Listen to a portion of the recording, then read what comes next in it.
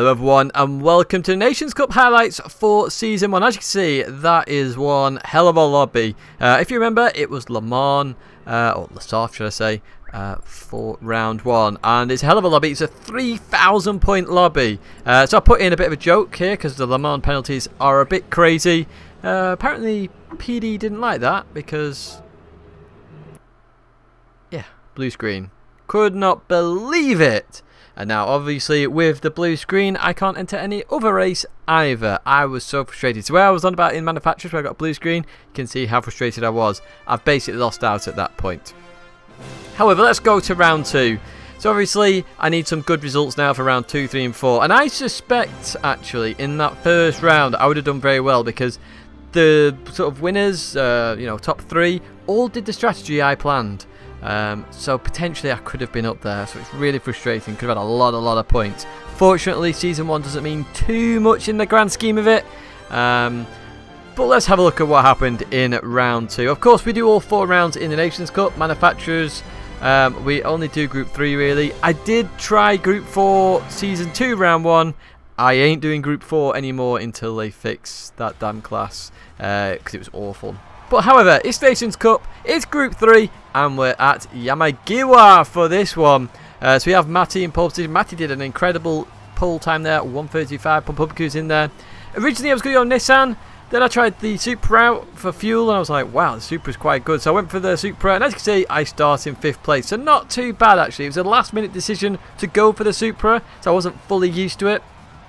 And believe it or not, in qualifying, several times I was on purple sectors, but the one problem with this track, it's all about that chicane. So if you don't cut it right, if you cut it horribly, you're going to get a slow lap time. If you nail the cut, you're going to get a fast lap time. The rest of the lap is neither here nor there. So the rank 1 time, you know, you could be ahead of it by a 10th getting to the chicane, but lose out 5 tenths potentially in the chicane. Really frustrating. Even so, we're about to get underway here on round 2. So obviously we need a good result after the first round getting nil points. Yeah, we need a good result. We want to show that we're high in the Nations Cup. We want to make that top 10. We want that S rank as we head towards this first corner. Super very quiet, which is why you can hardly hear the damn thing. But going through this first corner, all very well and good. Continue on out of there and head up the hill. Obviously, this hill, excuse me for that one, it can get quite tricky when you're behind cars. You start getting understeered, dirty air, everything like that. Especially when you've got different cars, but fortunately this Supra is very agile. It's a very good car and you can fuel save fairly well in it as well. Just going through here now, as you can see everyone's close. So we've got Nissan, Corvettes, Toyota, Nissan, Toyota, I should say Chevrolet rather than Corvette, as we head towards the chicane. I'd say the chicane can be very tricky. So you see Daron back off there. Obviously I'm a bit wary of Daron because we know what he can be like. Hopefully he's cleaned up his ways. I don't know, I've not raced him in a while. But even so, we continue racing.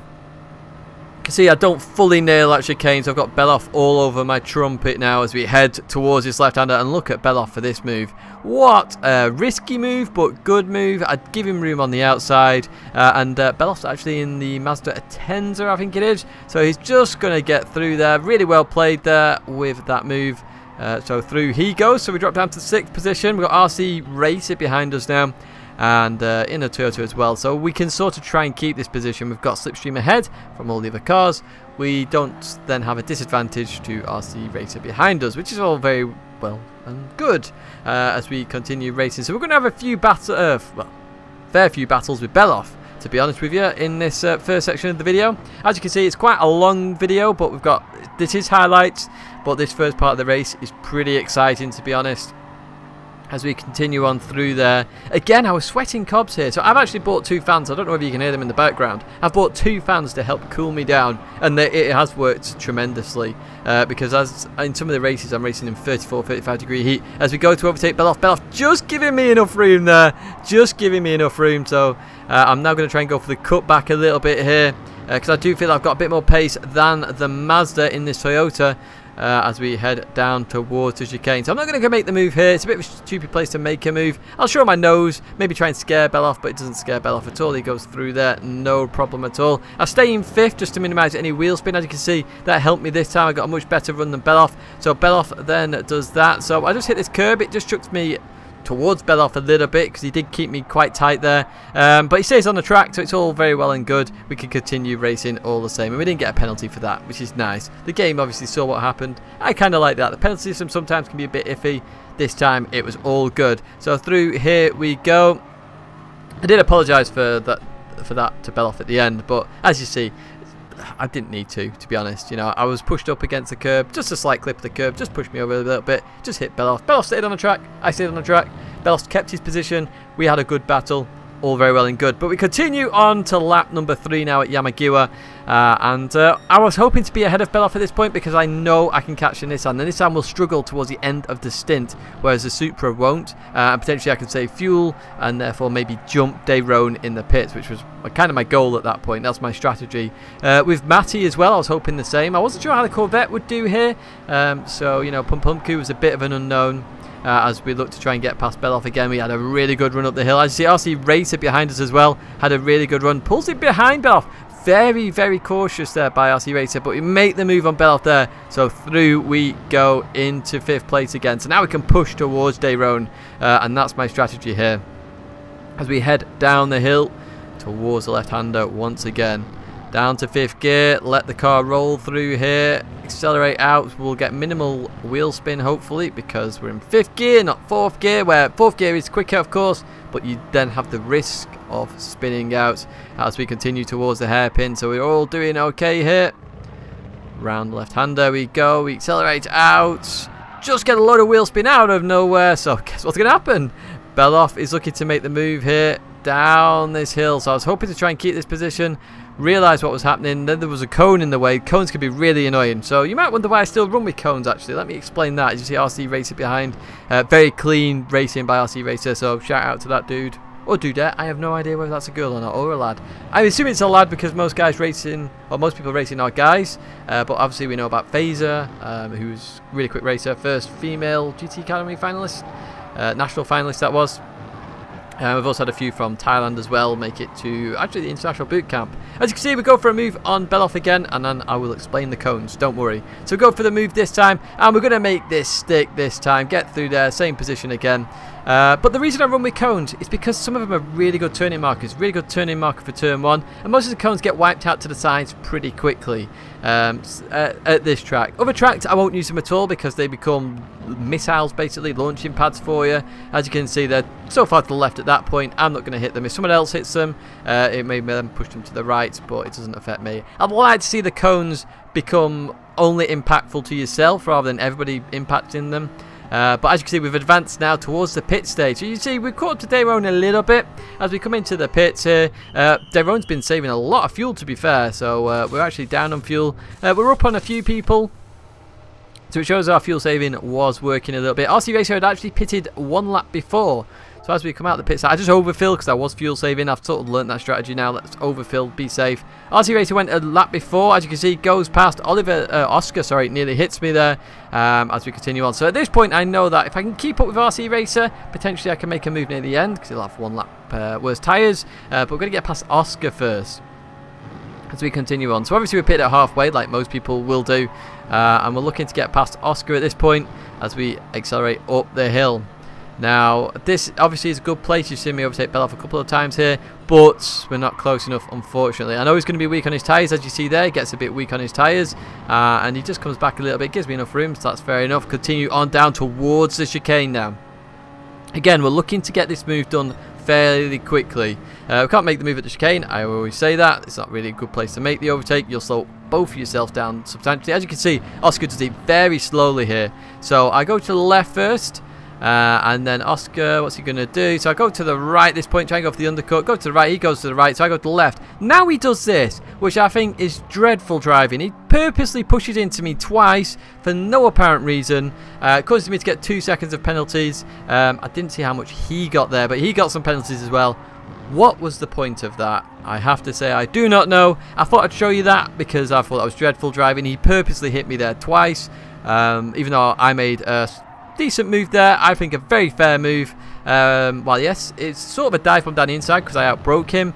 I clearly had the advantage in the run on him, and then he goes in the pits anyway to make his pit stop. So why is he fighting it so much?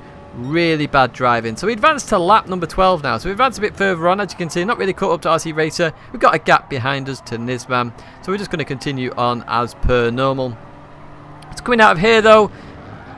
We clip the grass by the tiniest of margins. It's unbelievable. 2 races now. 2 bits of bad luck. So I know Nisman's going to be coming, and I know Cubitom's going to be coming. So I'll try and give room on that outside. It's a really awkward place to be on track.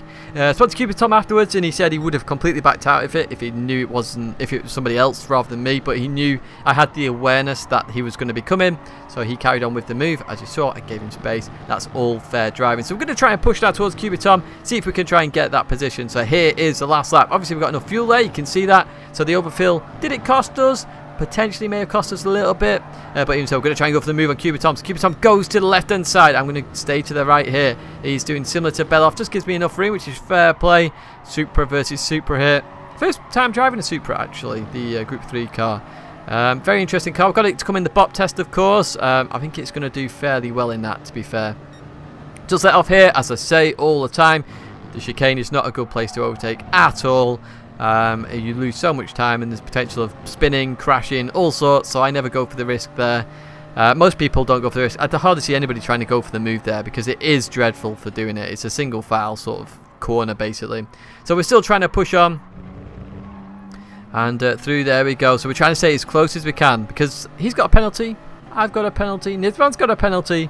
Who's got the lowest penalty? I really wish they cut down the penalty when you're crashing, because you're crashing at the end of the day. That's a big enough slowdown as it is. The fact that you come on track and you've not lost it is a bit frustrating.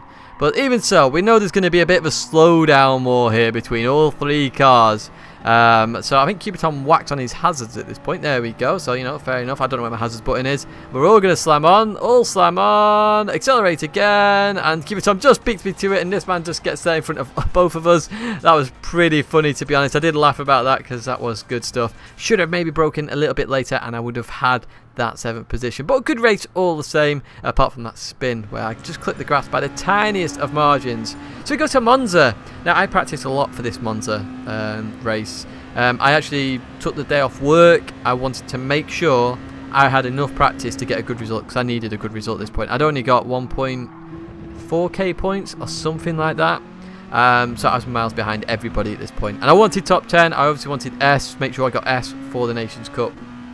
As you can see further us ahead, I'm actually in pole at the moment. So, you know, my practice has paid off. In fact, the world record time, I could easily beat the world record time if I got a clean lap. The problem with Monza, of course, is you're cutting corners. You're cutting chicanes with sausage curbs. So a lot of the time, you're hitting sausages the complete wrong way. So there you saw me just get a little bit airborne. You can do it much better than that if you cut it a little bit more. But then you've got the risk of getting the slowdown penalty. It's all very technical, to be honest. In fact, my fastest time on practice mode actually was with a slowdown. The lap was that good, I could slow down at the end, and I still beat my time. Unbelievable stuff. So I uploaded the 0.4, I got a 0.319, and that's with the slowdown. I was well on for the, I think it was a 46, was it? The barrier, so it's 47.4, something like that. Anyway, it was crazy. But as you can see, we're up on our time at the moment. But if you look ahead, Fotherus has just got into the slipstream of somebody in front. And I was hoping I would catch Fotherus in this lap to get that slipstream myself, because obviously a little bit of slipstream on this circuit. As you can see, we're only halfway up the old tachometer there.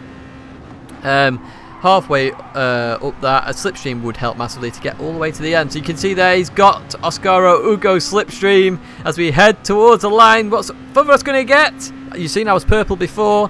He got a 48.5. I got a 48.8. Both very good lap times. Not many people beat those lap times in other regions. They're really good lap times. So I knew, yes, I'm on for a good shout of a good point score here. You've seen the strength of the lobby, absolutely insane. Standing start though, which I'm not used to. Of course, we did this at the Germany event, so let's get ready for the standing start. We accelerate away all the same. I changed gear just a bit too early. It bogs down, so you can just see Fotherus pulling away a little bit. Rick's obviously got the slipstream of Fotherus to the left hand side, which helps massively. First and second here really have a disadvantage. So I dropped down another position, but check this out on the radar. Look at the radar. We're 3 wide into this corner. You can see it on TV camera as well. Gets a bit squashed there, so I think there was a slight clip with Benito Raiola, so he unfortunately gets a 4-second penalty, which is really harsh. I only get a 1 second penalty, which I disagree with. I mean, we're 3 wide in the chicane. There's nudging, but it's only nudging. So Benito tries to go to the left-hand side with a bit of slipstream. Not going to be able to do it. I actually outbrake myself here a little bit. Coming to this corner, the rear just comes out because of the bump. So I have to drop down to second. Everybody else gets through there nice and okay-ish. Benito Raiola goes for me on the inside, gets that position, so I'm down to 4th from second. At this point, I'm thinking focus now. Even if I get 4th place, it's still a good result at the end of the day. I can be quick here. We saw that in qualifying. We've seen that with some of the faster slaps that I've uploaded. And I know the times. If you're wondering about penalties, by the way, I'm not too worried again about penalties. I'll just do the slowdown at the end, so we can cut potentially here and there and gain some time. So you see, I just let off there. I don't want to make a move in Ascari. I just want to come through Ascari nice and clean. If I'm going to make a move, I'll make it on the start-finish straight, because then I can potentially gain in the middle sector. So I just keep pushing on, and we're moving away from Ruffle Waffle. And there's GTA Matty as well. We're not seeing Matty for a fair few races, so Matty's competing in the Nations Cup and also the Manufacturers Cup. We've managed to get our 1 second penalty down to under half a second left as we come through here. You can see the cars are dancing a little bit. My car's started to wiggle. I've straightened it up, let it balance itself, continue on. These cars are very, very sketchy, so in a lot of races there was a lot of cars spinning, losing the rear, crashing, going in the gravel traps and things like that as we head now towards this chicane again. This is the most technical one because literally that sausage can cause chaos. As you see, I get another penalty for cutting too much there, and you can see Rick's had a bit of an issue this time. Side by side into Lesmo 1, and we just get through there. So take that position. I know I have to get a good run here out of Lesmo 2. Watch this. This is an unbelievable Lesmo 2 right when I needed it. Managed to gain a ton of time on Rick there and try and catch up to Benito slowly but surely. Really good run. 98, 99, 100 mile an hour apex. Really good. And I used all the track there. Absolutely perfect. So lap number 7. We've pulled away from Ruffle Waffle. I'm not sure what happened to Rick in all of that. But Benito still within 1 second, which is what we want. We've got Fulveras in the lead. Absolutely dominating at the moment. 48.8. That's an absolutely quality lap. Same as my quali lap there. 48.8. He's on his own, of course. So absolutely nailing it. He's really on pace, his Fulveras here. Our penalty up to 2.4 seconds. So I'm not too worried at this point about the penalty. Because I know I can take that at the end. I know Benito Raiola's penalty. By the way, in the race, I didn't realise Benito had a 4 second penalty. I only know that from after the race. I didn't know how long it would be. So I knew if I stayed close with him, I could have another Cuba Tom moment and see who can get the best, get rid of it. But as you see, Benito Raiola into the gravel trap, loses the rear end of the car, manages to pull it back, thankfully for him. But through we go into second place. So at this point, I think, right, I have no pressure. I can now try and push myself towards just getting a second place. As you can see though, somebody stays out an extra lap. Honestly, I hate these people who stay out an extra lap because sometimes it just causes you traffic and you don't want the traffic at all. So I am worried at this point about the guy in front, Samango. Not because I think he's a bad driver or anything like that. I don't know the guy or girl, but I just want clean air. As you can see, I'm 2.2 seconds ahead of Benito Raiola. I just want clean air. I just want a nice, easy finish, because then I know I've got some decent points on the board, and I'm back up there for the Nations Cup for the final race. Heading towards this chicane once again. As I say, this is the trickiest chicane of them all. Cut it there a little bit, cut there a little bit. Notice how I cut a bit too much on the right side this time. Samango makes a mistake. Through I go. And this has me worried a little bit because I didn't want him to have my slipstream. But of course, he's going to have issues with tyre wear. So at this point, I go back to radar. And I'm going to again try and get through here. Notice how it was only 93 mile an hour apex that time because it wasn't as good. But as you can see, Samango obviously went into the pits. We carried on. Fulveras has been putting in some insane laps. I'm not sure whether he was cutting or not, or how he managed to put in a 47.8 lap. That was easily the fastest lap I saw from any lobby that I paid attention to. So I continued on. I wasn't pushing too much at this point, as you can see by my 49s, mid 49s. That's all I wanted. That'll do me. And as you can see, I'm 4 seconds ahead of Benito Raiola. I was continually pushing that gap further away. These cars did struggle with dirty air a little bit, I found. A lot more than I expected. As we come in to the Parabolica, notice how I stay on the throttle a little bit. That's one of the key things with this car. You're either braking or accelerating. You don't want to do let off and then go on one or the other because it really upsets the balance of the car. As you can see, I brake for the line. Broke a little bit too early, but nothing major there really. Finished 17 seconds behind Fulveras. who amazingly didn't have too many penalties. He's obviously had some because he's got a red dot, but not too many. So, you know, shout out to Ferraz, very well played there. We got 2.7k points for that one as we go to the final. So, final round. So, where do I start in all of this, do you reckon? Obviously, Group 4 is now the Megane Trophy class. I'm in pole! What's that about? A 2-3 dead? I'd hardly practiced this combo either. I literally had an hour on the combo, and I got pole with a really good lap that was equal to the American region with Nicholas over there, FT Nico. And I'm not sure about the Asia one, but most lobbies were getting 203 deads basically in this. So as you can see, even 10th place there, good over a second off the pace. So I was happy with this. I was thinking, oh boy, we could actually get another good result here and actually really be really high up on the Nations Cup. We're not going to win it because Thomas 95 got the 3k points in round 1. There's Spark, Yo Spark, my teammate at the Germany event. But as you can see with all these drivers, it's the Megane Trophy, it's Group 4. But we'll get on to Group 4 in a different video. That will be in a week's time actually. As we continue towards start this race. So here we go. So I'm hoping for a good start. The one thing I find at Yamagawa is I can never understand the braking point for turn 1 at the start of a race. So I try and brake a bit later than I normally do. Still don't get it right. But even so, we're still ahead. No crashes. Excellent. This is what I want because I know I can pull away at this point. The problem is that I have the cones on Yamagawa because some of them are absolutely amazing for turning points. This one in particularly here, it's a great turning marker. Look at that, absolutely nailed to perfection. Through we go, avoid that cone. But we're the cone sweeper essentially, and you'll see why in a little bit. So I am worried at this point because I wasn't even expecting pole position. That's why I said it was amazing that I got it. It was a really good lap as well. Through there we go again, keeping a nice decent pace. We've got Derek behind us, really quick. Skippy, really quick. Stefanzi's in there as well.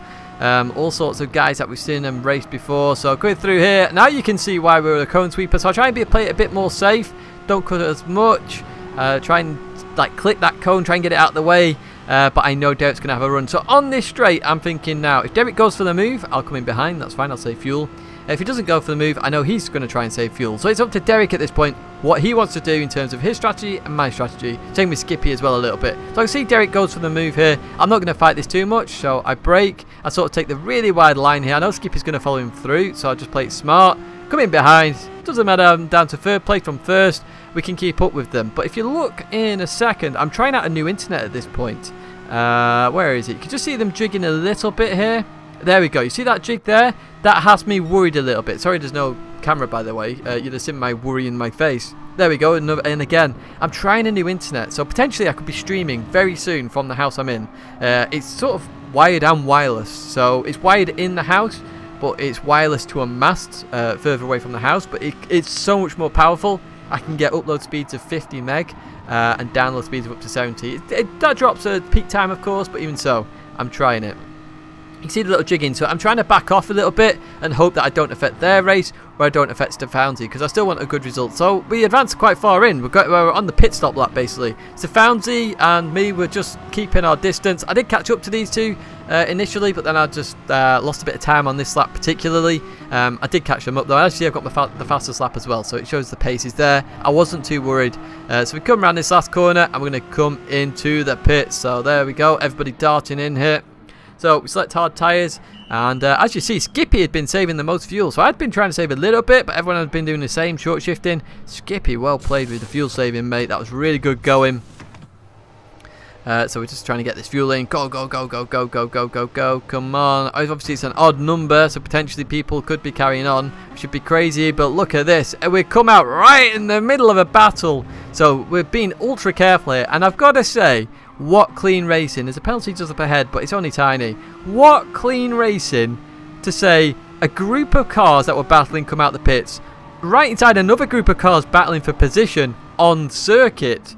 Now obviously this is where it gets interesting because to me, if I'm Der Heiser, I'm thinking I would let me go, sorry, because I'm in a different battle.